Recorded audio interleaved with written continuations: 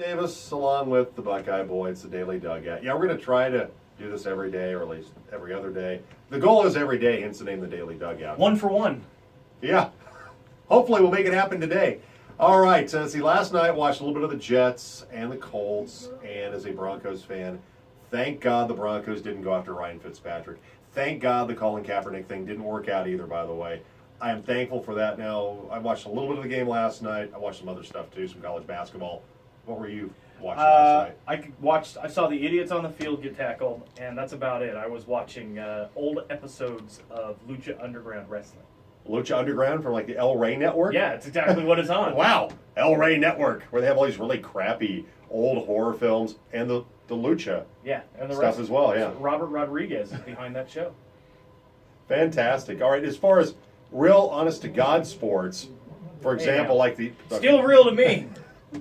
It's like Santa Claus. You realize that... Santa Claus, Easter Bunny, wrestling. Okay, never mind. Anyway, the Heisman candidates are out. The finalists are out. You have 3 quarterbacks. You have Lamar Jackson from Louisville. You have Deshaun Watson from Clemson. You have Baker Mayfield, who got shafted last year. The Oklahoma quarterback, his buddy, his top target, D.D. Westbrook, is also a finalist. And Jabril Peppers from Michigan. Let's start with Peppers. You don't think he should be there. It has nothing to do with your hatred of Michigan. I have no dog in that fight.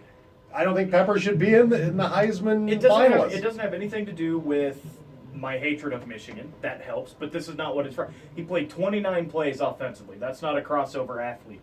He had 2 kick returns for touchdowns. He had his first career interception against Ohio State.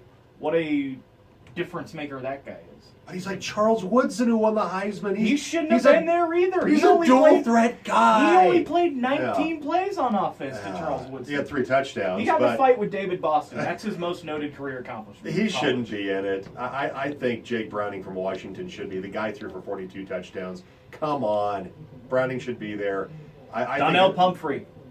San Diego State. Pumphrey would be rushed for 2,000 yards. Makes a better candidate than Jabril Peppers does. Michigan fans, you know where to send your hate text and I look forward to your letters. Exactly. Mayfield should be there. I think it's Lamar Jackson that ends up winning the whole thing, though. I mean, 51 total touchdowns. It's the most valuable player for their team. Lamar Jackson, clearly Louisville would not be where they are without Lamar Jackson. Yeah, and I think with Oklahoma, you're going to get, well, if Westbrook got all his numbers from a Heisman candidate, how good is he? And with Mayfield, well, if he got some of his numbers from a Heisman candidate, how good is he? You're going to get a lot of that. Jabril Peppers, I think the jury's kind of out on him right now, and I don't think he's going to win it. I don't think he should win it. Watson, if it's going to turn into a career achievement award, he'll get it, but I think it's Lamarvelous Jackson. And if you're going to nominate a defensive player, Tedrick Thompson from CU, I know you're going to say we're being homers on this one. Thompson had 7 interceptions this year. Yeah. He was a very valuable part of the Colorado Buffaloes' rise this season on the defensive side. But you want a homer defensive pick, Malik Hooker, 3 pick sixes this year for the Buckeyes. There you go. So there you are, our homer. He scored more defensive touchdowns picks, than Jabril Peppers has career interceptions. Yeah.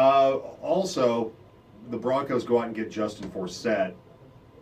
He's played with, of course, for Gary Kubiak when Kubiak was the offensive coordinator in Baltimore.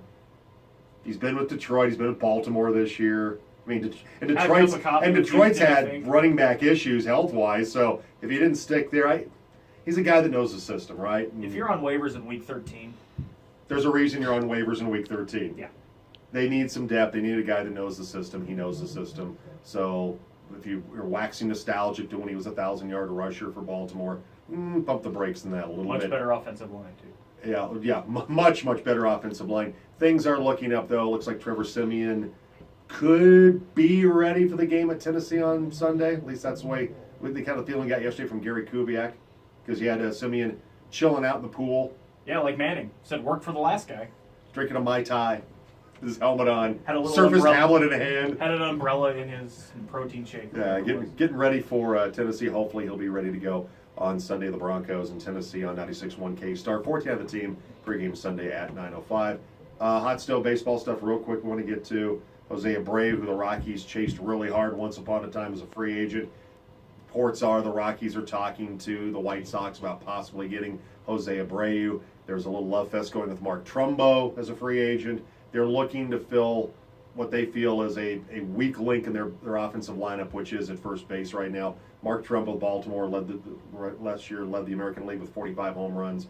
You have him as a possible candidate, and Edwin Encarnacion, who doesn't strike out as much as the other two guys. Still, though, we're talking in the $20 to $23 million range for those two guys, those last two. I think Trumbo's going to be cheaper than Encarnacion, and he's going to be easier to acquire than giving up prospects that Abreu is going to require.